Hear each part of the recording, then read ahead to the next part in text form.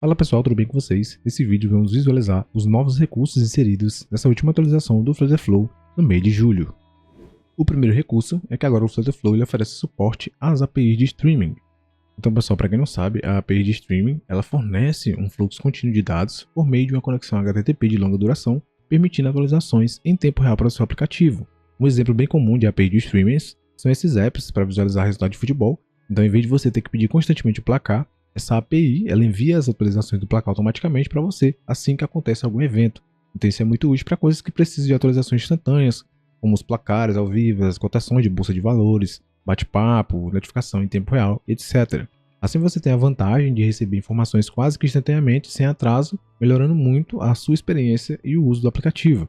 Os métodos mais comuns para fazer isso são os Server Sent Events, que são os eventos enviados pelo servidor, e os WebSockets, que ajudam a manter essa conexão aberta e eficiente. Aqui embaixo a gente tem um exemplo de funcionamento entre os dois métodos. Então o WebSocket ele proporciona uma comunicação bidirecional, então tanto o servidor quanto o cliente eles podem enviar mensagem um para o outro em tempo real.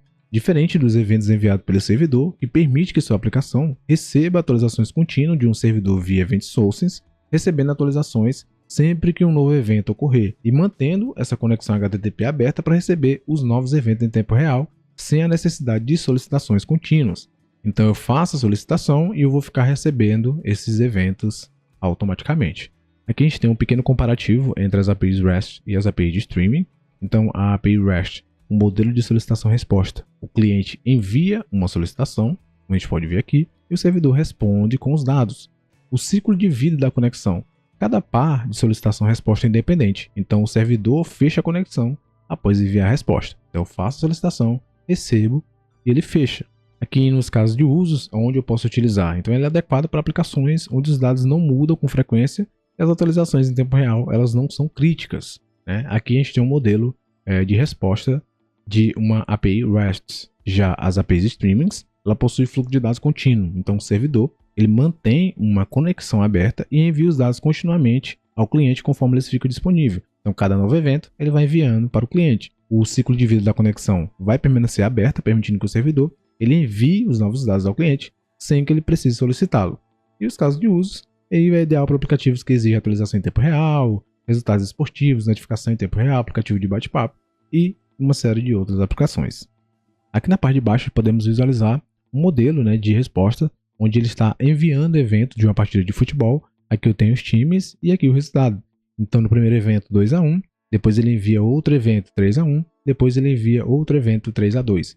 Ele vai ficar mandando esses eventos continuamente para o cliente até finalizar a conexão, sem precisar o cliente ficar solicitando esses resultados.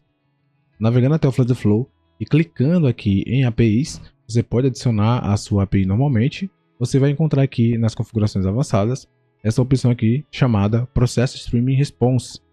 Então você só vai habilitar essa opção se a sua API ela responder em streaming. Navegando até a documentação oficial do Flutterflow, aqui nesse trecho você pode visualizar a seguinte informação. Você pode acionar a API de streaming como qualquer outra API regular, no entanto, o método de extração e análise de dados ele difere daquele de uma API padrão. Ou seja, a API de streaming ela funciona de maneira diferente de uma API tradicional em termos de como os dados são recebidos e processados. Ou seja, se sua API não for uma API de streaming, você não vai conseguir obter os resultados de forma clara. Voltando aqui novamente, eu vou desmarcar essa opção. Vamos clicar aqui em Teste API Call. E esse aqui é o resultado de uma API padrão. Então aqui embaixo eu tenho o JSON Path e eu consigo manipular de uma forma mais geral através aqui dessas opções. Eu volto aqui novamente, vou marcar agora e vou clicar aqui em Teste API Call. E agora podemos ver que o JSON Data ele não retorna nada, não tem nenhum retorno. A gente vai ter o retorno aqui do Raw Body. E aqui embaixo eu não tenho os JSON Path para que eu consiga fazer a manipulação. Eu não consigo adicionar nada por aqui. Então tudo que você for fazer, você vai manipular através das opções lá dentro das Actions. Navegando até o Layout, eu vou clicar fora, eu vou adicionar uma variável de página. Eu vou chamar ela aqui de resultado. Tipo string. Vou marcar aqui no label, vou clicar em confirmar. Vou selecionar aqui esse botão. Vamos clicar aqui em Actions. Vamos abrir. Vou adicionar uma ação. Vai ser uma API Call. E eu vou selecionar a API que eu marquei lá, o processo streaming. Eu vou selecionar ela aqui. Quando eu seleciono, ele automaticamente mostra algumas opções para mim. Então, a API de streaming, ela fornece os dados por meio das seguintes ações de resposta. Então aqui temos 3 opções, que é a onMessage, onErro e o onClose. Aqui no onMessage, ele é acionado toda vez que um novo pedaço de dados é recebido da API de streaming. Então você pode utilizar ela para, por exemplo, atualizar um texto na sua interface. Já o onErro, ele é acionado quando há um erro na conexão de streaming, então você pode utilizar, por exemplo, para exibir uma mensagem de erro para o usuário. E por último, o onClose, ele é acionado quando a conexão de streaming é fechada, então você pode utilizar ela, por exemplo, para executar tarefa de limpeza ou para notificar o usuário que essa stream ela terminou.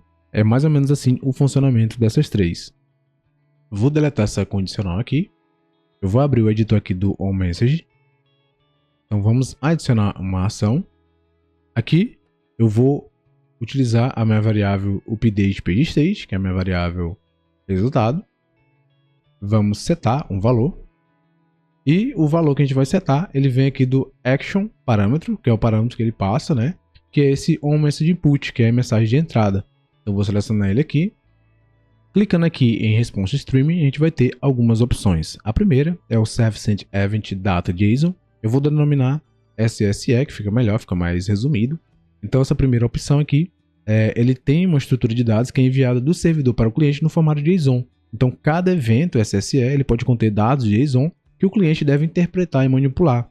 Então selecionando essa opção aqui, clicando em JSON Path, eu consigo definir os caminhos, né? Eu consigo definir qual informação eu quero exibir através dessa opção. Clicando aqui novamente, a gente vai ter essa opção, que é o SSE Data Text. Então essa é a estrutura de dados que é enviada do servidor para o cliente em formato de texto simples. Então ele permite enviar esses dados de forma simples como texto. Clicando aqui novamente, a terceira opção a gente vai ter o SSE Event Name. Então nesse campo você vai conseguir definir o nome específico para o evento. Aqui embaixo a gente vai ter o SSE ID. E esse evento é utilizado para identificar unicamente cada evento enviado. Então logo abaixo a gente vai ter o SSE Retry. Então ele define o tempo que o cliente deve esperar antes de tentar reconectar com a conexão que foi perdida. E por último a gente vai ter o Message Text, que se refere ao corpo da mensagem enviada pelo servidor do cliente e pode ser qualquer texto ou dados formatados. Então pessoal, em resumo, são essas informações. Eu vou tentar trazer no próximo vídeo, utilizando uma API de streaming, para a gente visualizar o funcionamento na prática. O próximo recurso foi a inserção do painel de depuração para execução local. Então quando você tiver aqui, por exemplo, estou utilizando o Flutterflow no Windows, e você estiver testando a sua aplicação web, você clicando aqui em DevTools, ele vai abrir aqui o Flutterflow Debug Painel, que é o painel de depuração, e você vai conseguir obter informações geral da sua aplicação. O outro recurso adicionado também faz sombras para o widget de texto. Então clicando em qualquer elemento que contenha texto, você vai encontrar essa opção aqui, Add Shadow, que é para adicionar sombra. Então clicando aqui, para adicionar, pode ver que ele adiciona essa sombra. Clicando aqui no Text Field também, você vai encontrar aqui nas opções de texto. Então você pode clicar, ele vai adicionar sombra aos elementos de texto do seu aplicativo. E o último recurso adicionado foi a nova propriedade para o widget arrastável, que é a Shadow and Drag. Então clicando aqui novamente no Flutterflow, eu vou selecionar aqui o Draggable. Draggable. Aqui a gente vai ter a propriedade Shadow and Drag. Habilitando essa opção, ela vai permitir que você selecione, né, você escolha um componente a ser exibido enquanto você arrasta o elemento até o local, certo? Então você pode definir lá nas animações de page load dos seus componentes.